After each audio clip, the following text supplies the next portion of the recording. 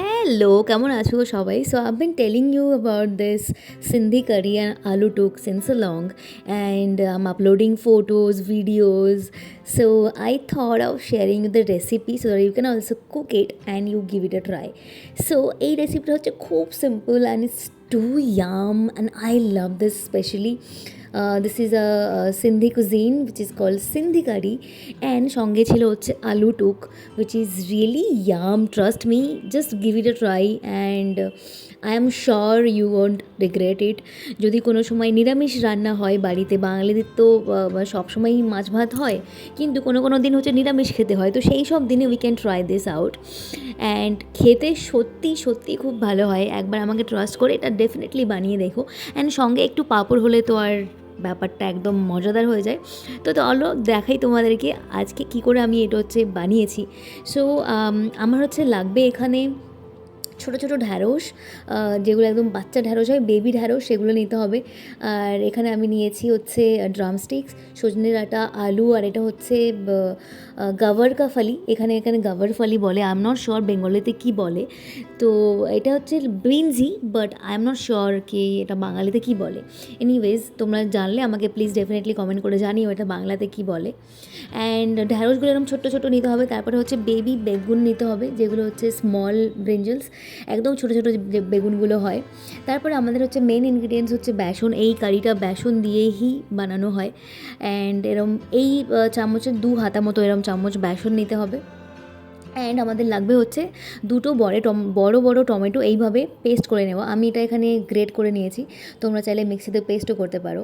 And আমাদের লাগছে হচ্ছে আদা কুচি, লঙ্কা কুচি অ্যান্ড স্লিটেড গ্রিন চিলিস। আমার তো গ্রিন চিলি খুব ভালো লাগে। আমি মশলায় লাল মির্চি মানে হচ্ছে লঙ্কার গুঁড়ো খুব কম ইউজ করি যে কোনো রান্নায়। আর মশলাতে ফোড়নের জন্য যেটা লাগবে মেন ইনগ্রিডিয়েন্ট হচ্ছে কারি পাতা। এটা আমার গাছের কারি পাতা, আমার একটা ছোট্ট মতো গাছ আছে আর সে খুব ভালো পাতা দিচ্ছে। সো আমার নিজের গাছের কারি পাতা, এটা আমি দেখাবো আমার কারি পাতাটা। তারপরে হয়েছে জিরে, সর্ষে, 5 ফোড়ন। আচ্ছা, এখানে কিন্তু 5 ফোড়নের জায়গায় শুধু মেথিটা ইউজ হয়, আমার কাছে মেথিটা ছিল না, তাই আমি 5 ফোড়নের থেকে মেথি বেছে বেছে নিয়েছি, কিন্তু অন্যগুলো বাছতে পারিনি। তারপরে হলুদ, লঙ্কা গুঁড়ো, ধনে গুঁড়ো অ্যান্ড হিং। তো তারপরে হচ্ছে আমি একটা বড় মতো কড়াই নিয়ে নেব, আমার ফেভারিট কড়াই আমার এর বাড়িতে এইটা। আর আমার না খুব শখ এরম বড় বড় কড়া, হাঁড়ি এইসব কেনার, তো আমি কিনতেই থাকি। তারপর হচ্ছে আমাদের লাগবে গরম জল, তো আমি গরম জলটা সাইডে গরম করতে রেখে দিয়েছি।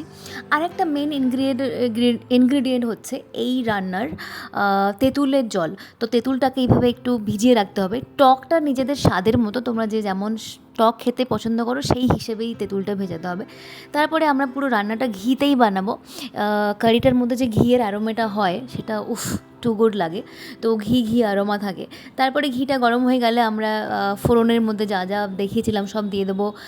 5 ফোড়ন, তারপরে কারি পাতা, তারপরে এই কারি পাতা আর ফোড়ন সবগুলো খুব ভালো করে ভেজে নিতে হবে। তারপরে আমরা অ্যাড করব হচ্ছে বেসনটা, একে একে সবগুলোই দিয়ে দেবো। আচ্ছা, বেসন অ্যাড করার আগে যেটা হচ্ছে মেন থিং, গ্যাসটাকে একদম লো ফ্লেম করতে হবে, কারণ বেসনটা যেন জ্বলে না যায়, বা যখন বেসনটা দেবে তখন গুটলি গুটলি পাকিয়ে না যায়। তো জাস্ট মেক শিওর কি লো ফ্লেমে তোমরা সবাই রান্নাটা করছো। তো বেসনটা দেওয়ার পরে সঙ্গে সঙ্গে নাড়াতে হবে, এটা খুব ভালো করে এইভাবে নাড়াতে থাকতে হবে যতক্ষণ না পর্যন্ত এটা পুরোটা ব্রাউন কালার হয়ে যাচ্ছে এইভাবে।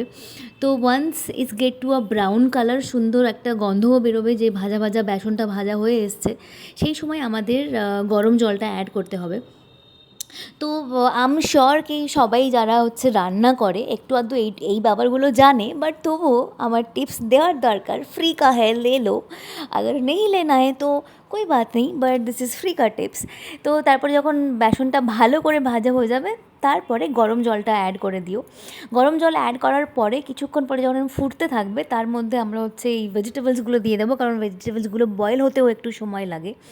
তো তারপরে একে একে হচ্ছে আমি সবগুলো দিয়ে দেবো। হ্যাঁ, ভেজিটেবল অ্যাড করার আগে যখন it will come to a good boil, তখন হচ্ছে টমেটো পিউরিটা অ্যাড করতে হবে, যাতে করে টমেটো পিউরিটা গ্রেভির সঙ্গে খুব ভালোভাবে মিক্স হয়ে যায়। অ্যান্ড যখন টমেটো পিউরি অ্যান্ড বেসনের ঘোলটা ভালো করে ফুটে উঠবে, এরকম ডাল ডাল মতো দেখতে হবে, তখন হচ্ছে we will add all the veggies, যাতে করে ভেজিটেবলগুলো বয়েল হতেও টাইম লাগবে অ্যান্ড ভালো করে কুক হয়ে যায়। সে যেহেতু এটা খুব লো ফ্লেমেই পাকাতে হয়, রান্নাটা লো ফ্লেমে হয়, তো তার জন্য একটু বেশি জল দিতে হয়। আর বেসন যেহেতু খুব তাড়াতাড়ি গাঢ় হয়ে যায়, তো জলটা প্রথম থেকেই খুব বেশি দিতে হয়, আর জলটা গরম জলই ইউজ করা উচিত। তারপরে এখানে আমি সাইডে হচ্ছে ঢ্যাঁড়স আর বেগুনটা আলাদা করে ভেজে নেব, কারণ ঢ্যাঁড়স আর বেগুনটা যদি একসাথে দেওয়া হয়ে যায় খুব তাড়াতাড়ি বয়েল হয়ে যায় আর ব্যাপারটা একদম লেসি লেসি হয়ে যায়। তো তার জন্য বেগুন আর ঢ্যাঁড়সটা আগে আমরা হচ্ছে ভেজে নেব।